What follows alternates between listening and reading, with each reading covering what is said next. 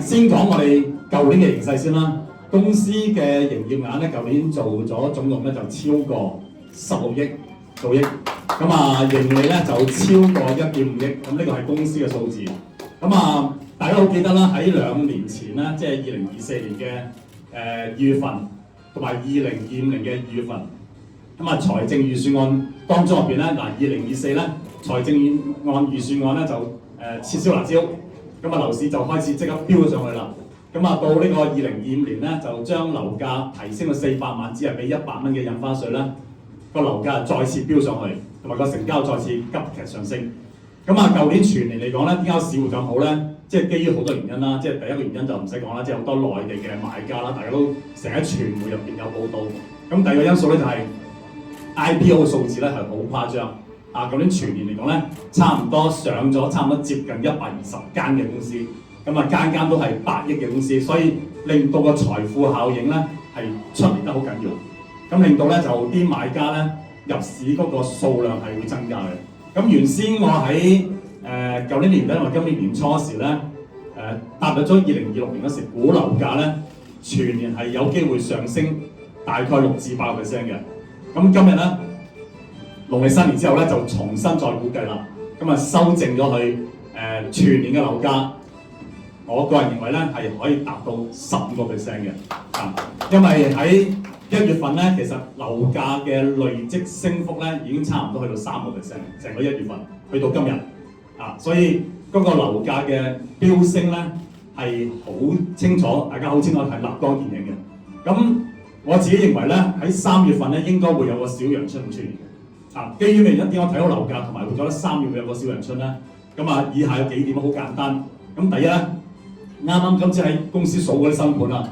嗰個庫存量咧就跌穿咗17000宗，喺前年年底嗰段時間入邊咧，嗰個庫存量去到差唔多24000幾伙嘅，咁只係減咗30%嘅庫存量，唔係代表舊年發展商冇推盤喎，發展推盤之餘再消化埋啲貨尾啦，咁啊累積剩翻係低過17000伙。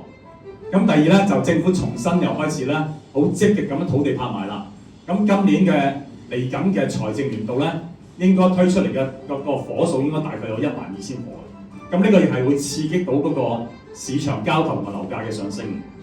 咁第三咧，新盤已經大家留意啦，連續13個月，連埋今個月，連續13個月咧係過1000伙嘅成交嘅宗數。咁所以嚟講咧，呢都係睇到啲買家入市嘅意欲係相當之強嘅。咁頭先提過啦，第4點唔使講啦 ，IPO 嘅數字咧係差唔多大概120間啦。咁喺今年嚟講咧，已經排緊隊有488間排緊隊。咁我相信全年係會超過舊年 IPO 上市嘅新股上市嘅數字嘅。咁呢個會帶嚟整體香港嘅財富效應啦，個經濟效應啦，都會增長得幾快下嘅。咁第5點咧，就隨住英國咧開始好似收緊移民政策啦。咁我哋粗略估計咧，應該會有之前已經移民咗嘅香港嘅市民咧，我相信會有30%都會回流翻嚟香港。部分之前買咗樓，部分可能仲有啲物業喺度，不過重新再翻嚟香港咧，係會有個置業嗰個需求喺度。咁啊，第6點咧，內地人大家知啦，呢幾年入邊咧，無論係專才、高才、優才、新資本投資者入境計劃嘅移民人數咧，係不斷咁增加緊。咁對房屋嘅需求，無論係租住個需求都係幾殷切嘅。咁所以咧，大家喺舊年睇到數字入邊，全年2025年咧，1、2手加埋，內地人可以用國語拼音，用嗰個內地嘅拼音入邊咧，佢哋係達到2成半嘅數字嚟嘅，好犀利㗎。咁啊新盤唔止添啊，新盤有啲個別嘅地區入邊係超過1半以上啦嘅嗰個成交都係內地人去入市嗰個情況。咁所以今年我相信咧都會有幾多內地嘅用家，內地嘅公司嚟香港租寫字樓、買寫字樓，所以對工商鋪市場咧都有個刺激作用喺度。咁所以咧我覺得嚟緊嘅時間入邊，除咗住宅王咧，工商鋪都有機會見底回穩，會好快嘅，或者今年會出現會見底回穩。咁最後咧，粵車南下，雖然個數字唔係好大，不過加埋舊年嚟香港旅遊嘅遊客入邊咧，咁其實帶嚟香港嘅經濟增長又係好犀利。咁啊，所以會刺激到香港嘅零售啦、飲食業啦，甚至乎個樓市推動咧係好大幫助。呢啲都係我認為咧喺2026年係有機會出現，令到個樓市會活躍，樓價會上升。所以我修正翻咧喺新嘅一年入邊，馬年修正翻樓價咧係有機會全年係飆升15%啊！咁大家已見到啦，舊年用農曆新年，舊年嗰個蛇年對今年嘅馬年計咧，其實樓價已經累積升幅咗7.8%㗎啦。咁所以都係幾驚人嘅啊！咁另外咧就至於金額方面咧，舊年全年嚟講咧，一手咧就大概20540宗啦，個牽涉嘅金額係2200億。二手咧就係42000宗度啦，牽涉嘅金額大概3000億。咁我估2026年咧，嗰個一手咧係會有22000宗，咁啊牽涉嘅金額2500億。咁同時嚟講咧，二手方面咧會有45000宗，牽涉嘅金額入邊咧就會有3500億。